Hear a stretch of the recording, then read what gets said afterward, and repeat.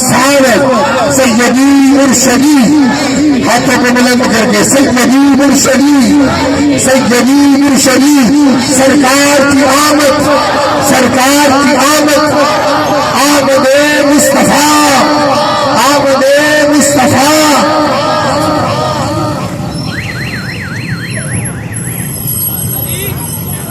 الحمدللہ رب العالمین والعاقبۃ للمتقین والصلاۃ والسلام علی سید الاشرفیاء انبیاء المرسلین، اما بعد فاعوذ باللہ من الشیطان الرجیم، بسم اللہ الرحمن الرحیم، والضحیٰ واللیل اذا سجی، صدق اللہ العظیم وصدق رسوله النبی الکریم الامین، ان اللہ وملائکتہ یصلون علی النبی، یا ایھا الذین آمنوا صلوا علیہ وسلموا تسلیما۔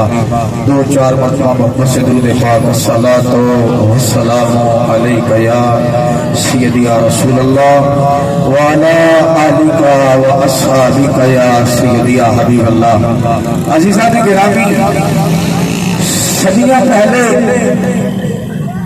نبی اکرم صلی اللہ تعالی علیہ وآلہ وسلم اس دنیا میں جلوہ گر ہوئے، لیکن ماحول کی تازگی بتاتی ہے جیسے کوئی کل ہی گزر کے گیا تھا۔ شاعر کہتا ہے زمین سے آسمان تک، آسمان سے لامکان تک، زمین سے آسمان تک، آسمان سے لامکان تک، کہاں کھولے تھے کیسو یار نے کہ خوشبو تھی کہاں تک۔ عزیزان گرامی، عموماً یہ بات کی جاتی ہے کہ تم عجیب لوگ ہو، صدیاں پہلے ایک رات میں حضور تشریف لائے تھے، حضور اس دنیا میں جلوہ گر ہوئے تھے، اور ہم نے مانا کہ وہ رات رحمتوں والی تھی، وہ رات برکتوں والی تھی، اس رات میں رحمتیں بھی نازل ہوئی، برکتیں بھی نازل ہوئی۔ تم عجیب لوگ ہو، ہر سال جب وہ رات پلٹ کے آتی ہے تو تم اسی طرح اس رات کو جشن کے طور پہ مناتے ہو۔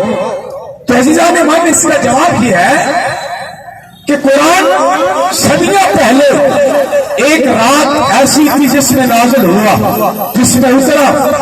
صدیاں پہلے ایک رات ایسی گزری جس رات میں قرآن اترتا تھا، اور فجر تک رحمتیں بھی اتری، برکتیں بھی اترتی رہی۔ جب سال کے بعد پھر وہی رات پلٹ کے آتی ہے، رحمتیں بھی نازل ہوتی ہے، برکتیں بھی طلوع فجر تک نازل ہوتی ہے۔ عزیزان گرامی، ہر سال قرآن تو نہیں اترتا، لیکن رحمتیں بھی اترتی ہیں، برکتیں بھی اترتی ہیں۔ ہم نے کہا حضور ہر سال نہیں آتے، پر رحمتوں کو اترنے کی عادت ہو گئی ہے۔ حضور ہر سال نہیں آتے، پر رحمتوں کو اترنے کی عادت ہو گئی ہے۔ تو خالق کائنات نے ارشاد فرمایا، فرمایا چاشت کے وقت کی قسم۔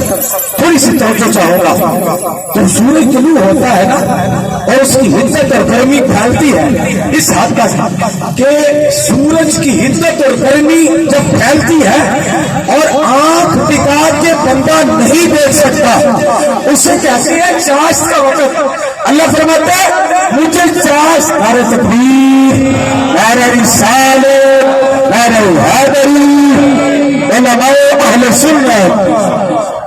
تو فرمایا چاشت کی قسم، آگے ارشاد فرمایا رات کی قسم، والضحیٰ واللیل اذا سجی۔ اللہ فرماتا ہے چاشت کی قسم ہے، اور رات جب چھا جائے اس رات کی قسم ہے۔ تو ہاں سے مراد امام جعفر صادق فرماتے ہیں، تو ہاں سے مراد میلاد کا دن ہے، اور لئی سے مراد امام فرماتے ہیں معراج کی رات مراد ہے۔ فرمایا محبوب تیرے آنے کی بھی قسم ہے، اور جب تو دولہا بن کے فرشتے پہ کیا جانے کی بھی قسم ہے۔ تو ہاں سے مراد حضور کا نور علم جو کسی سے پوشیدہ نہیں، اور لیل سے مراد حضور کا وہ علم جس تک کسی کا خیال بھی نہ گزرا، تو ہاں سے مراد نبی کریم کا وہ نور علم جو کسی سے پوشیدہ نہیں، مجلس رسول لگی ہوئی تھی۔ آقا امام الانبیاء کے ایک صحابی حضرت وابصہ بن معبد رضی اللہ تعالیٰ عنہ تشریف لاتے ہیں، اور آ کے جہاں جگہ ملی بیٹھ گئے، آقا امام الانبیاء نے فرمایا وابصہ قریب آ جاؤ۔ حضرت وابصہ اٹھے اور قریب آ گئے۔ جب قریب آئے حضور نے دوسری مرتبہ پھر ارشاد فرمایا ادعو یا وابصہ، وابصہ اور قریب آ جاؤ۔ حضرت وابصہ اور قریب آ گئے۔ تیسری بار پھر ارشاد فرمایا وابصہ اور قریب آ گئے۔ حضرت وابصہ حضور کے اتنے قریب ہو گئے کہ گھٹنے نبی کے گھٹنوں سے چھونے لگے، وابصہ کے گھٹنے آقا کے گھٹنوں سے مس ہونے لگے۔ آقا نے کیا فرمایا وابصہ تم کوئی گھر سے سوال پوچھنے آئے ہو، تم بتاؤ گے یا میں بتاؤں تم کیا پوچھنے آئے ہو؟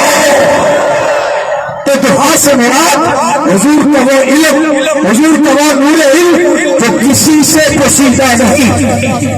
شیخ مہدی الفاسی شرح دلائل الخیرات کے اندر نقل کرتے ہیں کہ حضور کا ذکر سن کر جس کے سینے میں ٹھنڈ نہیں پڑتی، اس کے سینے میں دھڑکنے والا دل کسی مومن کا نہیں ہو سکتا۔ لیل سے مراد کیا ہے؟ حضور کا وہ علم جس علم تک کسی کا خیال بھی نہ پہنچے۔ ابو الحسن رفائی ایک بزرگ ہوئے ہیں، وہ فرماتے ہیں آخری بات ہے کہ میں نے روحانی طور پر پرواز کیا، کیونکہ روح کے پرواز کرنے میں کسی کا اختلاف نہیں ہو سکتا۔ ابو الحسن رفائی فرماتے ہیں کہ میں نے روحانی طور پہ پرواز کیا، اور پرواز کرتے کرتے میں نے 7 لاکھ عرشوں کو عبور کیا۔ فرماتے ہیں جب میں نے 7 لاکھ عرشوں کو عبور کیا تو آواز آئی ابو الحسن رفائی کدھر آ رہے ہو؟ عرض کی میری اللہ معراج کی رات تیرے نبی کے قدم جس عرش میں لگے تھے میں وہ جگہ دیکھنے آ رہا ہوں۔ اور آواز آئی واپس لوٹ جا، تو کبھی کروڑوں سال بھی پرواز کرتا رہے، جس جگہ پہ نبی کے قدم لگے تھے وہاں تیرا خیال بھی نہیں پہنچ سکتا۔ نعرہ تکبیر، نعرہ رسالت۔ عزیزان گرامی، آخری نقطہ کسی نے پڑھا تھا کہ جس مقدمے کے وکیل آقا ہوں وہ مقدمہ کوئی کیسے ہار سکتا ہے؟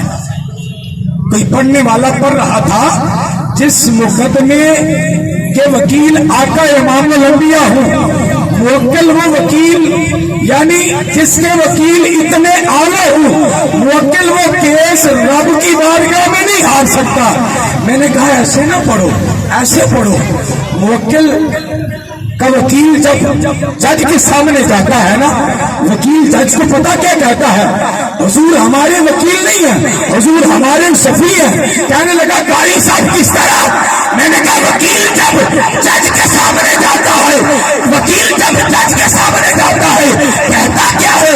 جج صاحب میرے موکل نے جرم نہیں کیا لہذا چھوڑا جائے، میرے موکل نے جرم نہیں کیا لہذا چھوڑا جائے۔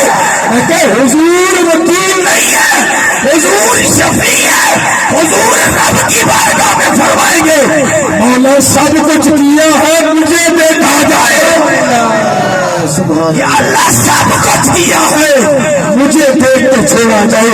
تو عزیزو اگر ہم شریف حدود و وجود کا خیال رکھتے ہوئے آقا امام الانبیاء کے آنے کی خوشی کو منائیں گے، بجائے اس کے کہ ہم لہو لہب الڑ بازی خود ساختہ رسمیں اس طرح کے خالد آباد میں بہت دیر سے یہ رواج ہے اور یہ دکھلاوا ہے اور یہ ایک ماویلا हुल्लड़ बाजी, नाच गाना और इसकी निस्बत करना ये हमारे नबी का मिलाद है।